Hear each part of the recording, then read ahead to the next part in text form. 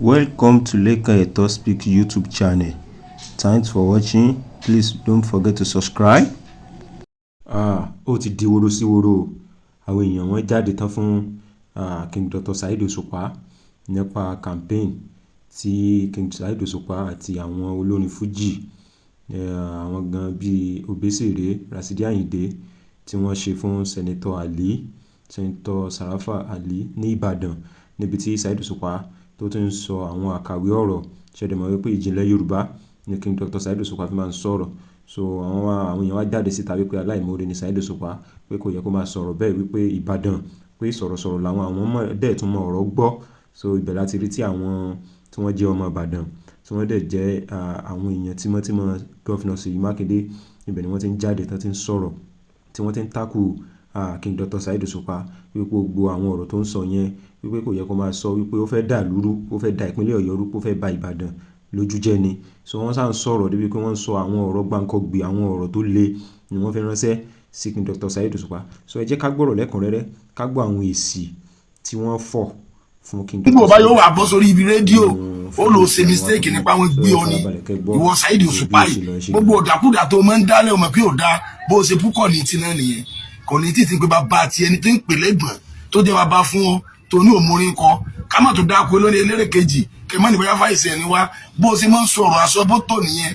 Kì í sì wọ nìkan eléré tí ń bẹ́ẹ̀ eléré tí ń bẹ́ẹ̀ fẹ́ẹ̀ tó bíi 6. Obesere wà ń bẹ̀ wo bó ṣe fi ọpọlọ gbórin kalẹ̀, Rasidi Ayinde wà ń bẹ̀ wo bó ṣe fi ọpọlọ gbórin kalẹ̀. Ó ṣàṣeéṣe pé wọ nìkan ló mọ̀rọ̀ sọ ọ̀rọ̀ tó wá sọ nísìn wò bọ́rọ̀ sí ń rebọ́ lẹ́sẹ̀. PDP ṣéwọ̀n èsè Ìbàdàn ṣẹṣẹ Mákindé èsè Ìbàdàn sọmọ àlè ló náà, NNPP ẹni tó kó wọn jọ sí èsè Ìbàdàn sọmọ àlè ló náà, ADC sọmọ àlè ló náà.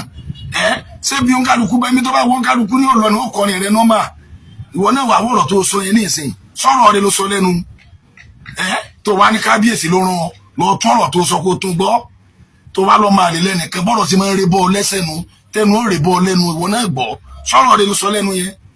Èèyàn mọ́. Ẹ mọ̀ kú àlejò ẹ̀yin aráàlú Ìbàdàn, ẹ mọ̀ kú àlejò ọmọ dìgbòlugi, ọmọ asínwó, ọmọ wèrè, ọmọ àlè tọ́wá ní ìjọ Jímọ̀ níjẹta tọ́wá kọrin Ìbàdàn níyemẹtu, ẹ mọ̀ kú àlejò rẹ. Èèmọ̀ mọ̀ wọ̀lú àmọ̀lú ẹ̀rí kéèyàn wá sí ìlú kankan wá máa pe àwọn ọmọ olóríire, àwọn ọmọ ológo, àwọn ọmọ alálùbáríkà, àwọn ọmọ tọ́lọ́ ń sàlẹ̀ sà kọ́ máa pè wọ́n lọ́mọ àlè, kọ́ máa pè wọ́n ní wèrè níwájú wọn. Ọmọ ṣe ogun mọ̀já o tó bá dẹ́rú ẹ̀wò ń bò mí nílùú bò mí àjọgbò òun kò didi gómìnà ní wèrè, àwọn atátìlẹ́yìn rẹ̀ wèrè, òun pè wọ́n lọ́mọ àlè.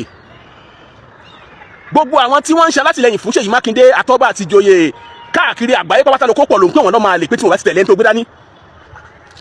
Kéèyàn tó di gómìnà àkàndé ẹ̀dá ni Ọlọ́run ṣàlẹ́ṣà ni, kéèyàn tó di gómìnà ó yàtọ̀ pátá, Ọlọ́run ni máa ń fi ẹ̀jẹ̀ gómìnà. Ní agboolé yín wo ni wọ́n ti jẹ gómìnà rí? Ìran bàbá rẹ̀ wo ló di gómìnà rí? Ní agboolé yín ta ni sẹ́nitọ̀ tó jáde ńbẹ̀, rẹ́pù tó jáde ńbẹ̀? Ọwọ́ à ń pe gómìnà àtàwọn alátìlẹ́yìn rẹ̀ ló máa lè ní wèrè. Dẹ́dẹ́ lèyàn fi ń ṣẹgbẹ́ yín ni, ẹgbẹ́ tẹ ẹgbẹ́ dání ṣẹlẹ̀ lèyàn fi ń ṣe ni, dẹ́dẹ́ lèyàn fi ń di APC ni. Ọmọ ìyá mi lẹ́nu o, ẹ máa wọ́ máa lè yí o ní Mákindé gbé mọ́tò 60 million àbí 70 million fún jóni o. Ọwọ́ à ń pè wọ́n lọ́ máa lè, òun pè wọ́n ní wèrè, òun pè wọ́n lásìkò sórúkọ tó pè wọ́n tán lórí pé wọ́n ní báwọn ṣe APC. Ṣé dandan lẹ́fù mú wa nílẹ̀ Ìbàdàn àbí nílẹ̀ ìpínlẹ̀ Ọ̀yọ́ pé ká ṣe APC ni? Nàìjíríà bí tọ́ dàrú dé lónìí, Nàìjíríà tá à ń jìyà lónìí ẹgbẹ́ APC ni. Jonathan ní kò mọ̀ ṣeéṣe, Jonathan la pè lólè la fi dìbò fún Buhari. Ẹ wá wọlé tán ntí Buhari bàjẹ́ Nàìjíríà ogún ọdún àṣìwà lẹ́nu ẹ̀. Ìyà tí ń jẹ àwọn mẹ̀kúnnù yìí, wàhálà táwọn mẹ̀kúnnù kó sí ní Nàìjíríà nípínlẹ̀ Ọ̀yọ́ ẹgbẹ́ APC ni. Ẹ wá ní ẹni tí ó bá ti ṣẹgbẹ́ APC, tí ó bá ti ṣẹgbẹ́ yín ọmọ àlè ni, ìran bàbá rẹ̀ ló máa rè.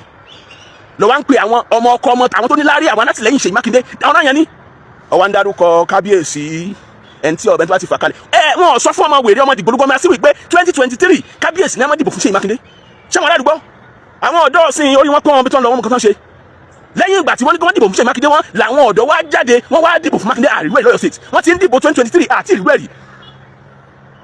Ṣé rí tí ẹ má fa orúkọ àwọn ọba sínú kínní nítorí àwọn ọba kan tẹ̀ tí ń dìde pé ẹ ṣe pẹ̀lẹ́ kábíyèsí nítorí pé ẹ ń jò ní ẹni ká má dìbò fún àwọn èèyàn dìbò fún àwọn ọ̀dọ́ ìpínlẹ̀ Ọ̀yọ́ tó ń lọ ọdún mẹ́jọ tí yín a rí, àwọn òṣìṣẹ́ ìjọba wọn rí ọdún mẹ́jọ tí yín, àwọn òṣìṣẹ́ ìgbà tí wọn ò rí sálárì gbà wọ́n rí, àwọn pẹ́ńsẹ̀ ní àtẹ pè ní òkú láàrin àwọn èèyàn à ń sọ̀rọ̀ àwọn èèyàn, àwọn òkú náà ń dá sí, àwọn òkú náà wọ́n padà wá sọ fún yín gbò bá yá pàwọ̀ èso padà yìí wọn, àwọn ọmọ iléèwé gbogbo ń tẹ ṣe pátá láàrin wọn létí.